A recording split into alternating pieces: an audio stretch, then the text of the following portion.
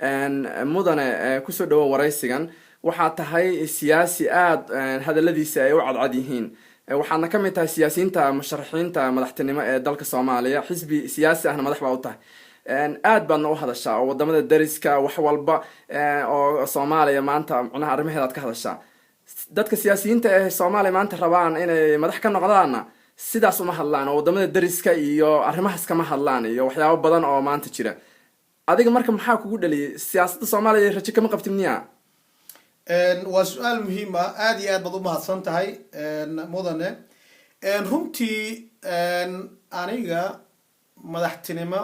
nin raadinayo ma ahi runtii madaxtinimadana ma ahan wax la jeclaysto ama la doonto waxaa muhiim ah inay waxaa fiican inay iyada kusoo doorato aniga hadaladeeda kulkulul ama inaan wax walba aan cadeeyo waxa igu kalifayo dadkayga Soomaaliyeed oo hurdaayo inaan hurdada ka kiciyo sababtoo ah horay looma arkin mana loo maqlin dawlad daris ah cadaawad naga dhaxayso dhul naga haysato yaani umad loo diray oo in yaani muxuu ahaa nabad ilaalin ahaan ama nabadgeli ahaan loogu soo diro caalamka hore iguma dhicin sababtoo ah aniga mar walba waxaan jecelahay inaan wixii dadkaygii ku soo socdo dadkaygii oo hurdada ku jiro inaan toosiyo ayaa iga go'aan ah dawlad darisna wax kama rabo madaxtinimana ayaga igama dhigi karaan madaxtinimana kama rabo lagana ma yaabo inaan hoos tago dadkaygii hadday i doortaan ama xisbigaygii dan guud daryeel shacab uu ku soo baxo yaani muxuu ahaa qabashada xukunka ummadda Soomaaliyeed waxaan jeclahay oo aad iyo aad ugu rajweynahay inay ka maarmaan cadawgeedii inay yaani hiila ay weydiistaan ama inay u hiiliyaan goorma codayn karaan dadka sheegaysa maanta odayaal dhaqameeda soo xula dadka wax doorta oo baarlamaanka 4.5 qabiil ku imaada sida wax lagu dhisana waad ogtahay marka ma haddaad ka hadlaysaa mise mar kale aad ka hadlaysaa marka hadda rajo kama qabtin inaad dalka wax ka noqoto runtii odayaasha Soomaaliyeed waa yaani muxuu ahaa waa runta inay hadda waqtigan xaadirka ah mar walba ayaga loo xareeyo in yaani wadanka awood qiibsi baadil ah in lagu saleeyay 4.5 la yiraahdo laakiin sibasiba dhaanto go'aanka waxa iska leh shacabka Soomaaliyeed oo maantayto dhibaataysan ma arkin oo gaajada iyo abaarta iyo cadaalad darrada daashatay wadanka shacabku hadday dhab ka noqoto ama kuleelka uu taabto wax bina aadam ama dawlad daris ay hoostagi doonaan haba yaraatee malahan dadka Soomaaliyeed waa in ma arkin muxuu ahaa kalsooni isku qabaan odayaasha dhaqankana waxaan rabaa inaan u sheego odayaasha dhaqanka ha noqonin shirqool ummadda Soomaaliyeed meel loogu aruuriyo ha noqonine dalkan dadka dawladaha dariska ah dana gaar ahaaneed bay kala yihiin waxaan dhihi lahaa hadda waqtigan xaadirka dalka doorasho waa ka suurtoobi kartaa waana la codeyn karaa wax walba waa ka suurtoobi karaa dadkan oo yaani muxuu ahaa hogaamiye kooxeedyada hadda wadanka joogo oo maamul goboleedyada samaystay yaani muxuu ahaa waana yaani waa laga gudbi karaa waana laga hor imaan karaa dalka hal madaxweyne uu yeelan karaa sidoo ku yeelan karaa qof kasta oo tartamaya oo siyaasi ah wax wanaag u sheega saa u hadlayso waa hadlaa madaxweynaha hadda Soomaaliya Xasan Sheekh 4 sano ka hor sidaan si ka fiican u hadlay yaa dadka say idinku aaminayaan yaa la aaminaa qof kasta hadal fiican ku hadlaya say lagu helayaa dadkan waxaan aad sheegayso wanaaga aniga dawladeedii ama xisbigeeygi mar walba wuxuu ka soo horjeedaa dawladaha dariska ah waxaan daris wanaag ahayn oo naga dhaxayn kara haba yaraatee malaha ma soo fargashan karaan siyaasadda dalkaygi sidaad og tahay Soomaaliya waqtigan xaadirka nin gabro la yiraahdo oo korneel ah ayaa madaxweyne ka ah villa Soomaaliya baa calankiisa ku taagan asagii baa la hoostagaya xukuumad walba oo la dhisayna waxay ka heshootaa inay xaq sheegto nin walba musharax aan uu ka heshooda inuu ummadda runta u sheego aniga ummadda runta u sheegaya dalkeedii waa lagu soo duulay waana la qabsan rabaa waxaana qabsan rabta Ethiopia ayaa number 1 laakiin ah. mudane dadka hadda naqadiya ama dhaliila siyaasiyiinta Soomaalida hadaladooda ay ka mid tahay markay olole ku jiraan inay wadamada dariska ah ay ka hadlaan oo awrkooda ay ku kacsadaan dadka sidaas idin dhaliilaya maxaad ugu jawaabaysaa oo leh Soomaalida wax badan oo ay ka hadlaan baa taala dhibka ugu badan ee Soomaalida haysatana waa qabyaalada iyo kala qaybsanaanta dhaxdooda ah iyagoo aan markii horeba dhibaatada dhaxdooda soo xalinin bay dadka dariska ah iyo wadamo sida hadda waxa wadamada ay sheegaysid Ethiopia iyo Kenya ay ka hadlaan marka taas soo runtii lama dhihi karo maanta waa aragta 25 sano kadib heshiis iyo dad Soomaali oo isjecel way yar tahay qabiil baa loo qaybsan yahay arrintaas oo kama horeysa horta intaan ka hadlin dawladda shisheeye iyo waxa intaan ka hadlin Soomaali dhaxdeeda inay heshiiso oo arrinta qabyaalada iyo waxaan ay ka madax banaanaato qabyaalada waxaana baray dariskana baray dawladaha dariska ayaa qabyaalada noo horseeday ayagii baa kala qiibiyay ayagii baa dalkeeni boob ku wado ayagii baa rab dhulkeen inay qaataan qaarada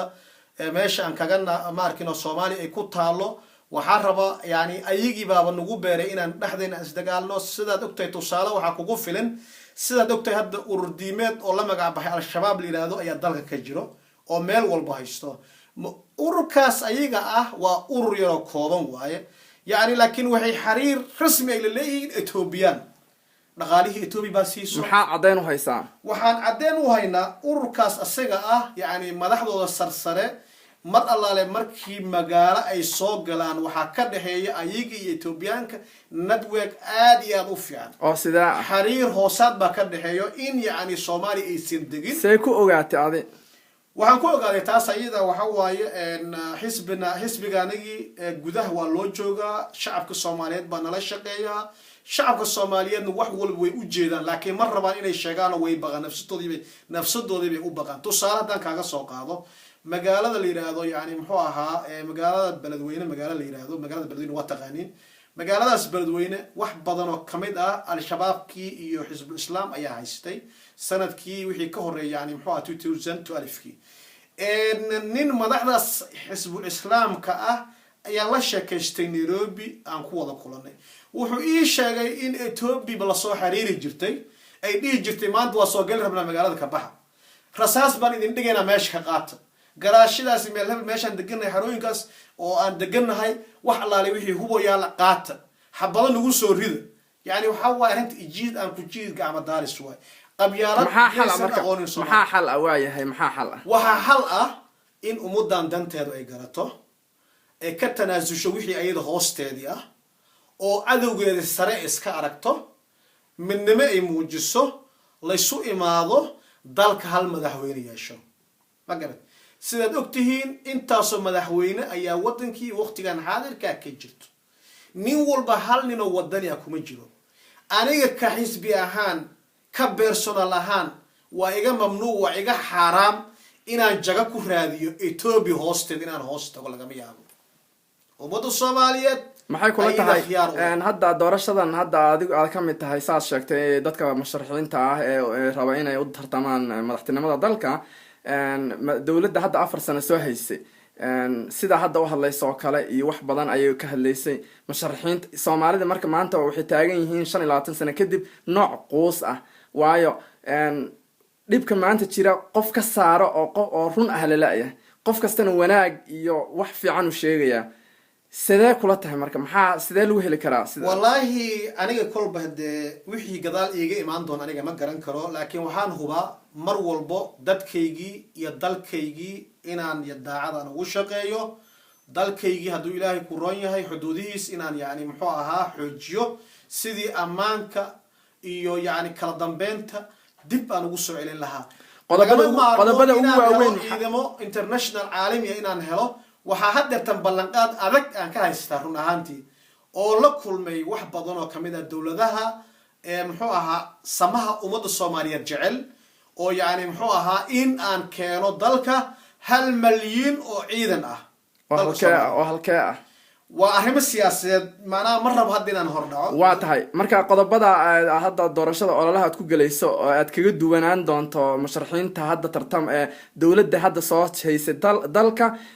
iyo kuwii ka horreeyeyba maxaa ka mid ah waxaa saa sheegtay 1 milyan baan keenayaa tiri ciidan shisheeye ah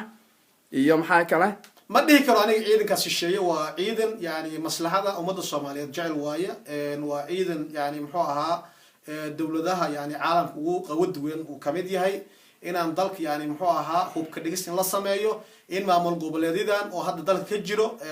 ma arkino Jubaland Koonfur Galbeed haday noqon lahayd Puntland haday noqon lahayd yani muxuu ahaa Somaliland dhammaan waxaan rabaa aniga maamulkeygii ama yani aniga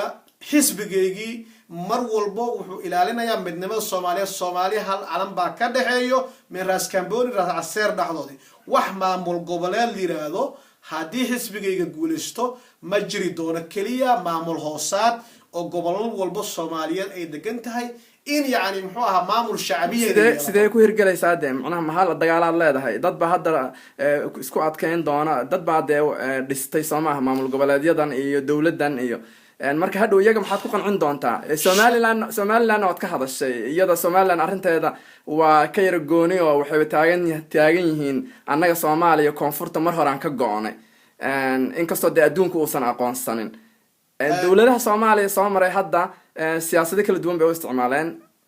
aan ku horeyna iyada maxaad kaga duwan tahay kuwa ka horeeyay dawladihii hore maxaad kaga duwan tahay oo aad ola dhaqmaysaa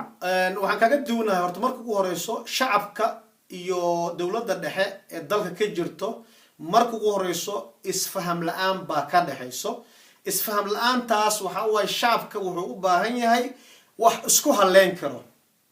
shacabku waa la qasbaya niman dhigicab ah oo burcad ah oonan ka nixin ayay u gacan galeen sidaas daraadeed shacabka Soomaaliyeed marnaba raali kama ahan Soomaaliya inay kala go'go'do waxyaabaha arrimahan watan waa niman xisbi siyaasadeed dana gaar ah leh anaga kulli ma maqlan anaga maana maqal dad burcad ah iyo dad adisa doonto ku sheeg meeshaas waxa ka jira maamul madaxweyne doortaan intii 25 sano koonfurta ay dagaalada ka socdeen waxay dhisteen nidaam marka taas maxaa kuma muuqato miya wallahi arintaas ayada waxa waaye shacabkan ku nool walaalaheena Hargeysa iyo ma arkino goboladaas ku nool waa shacab Soomaalinimada jecel waa niman wadaniyiin ah waa niman dhabka ah Soomaalinimada laakiin xisbi ayaa gacanta ku hayo oo niman hogaamiye kooxeed ah oo yani magacaas u sameeyay wacyigelin fara badan iyo juhdi fara badan ku bixiyay naceeb koonfur naceeb lagu beeray baa jiro laakiin arintaas ayada waxay qaadan doontaa mobilization fara badan baan u sameyn doonaa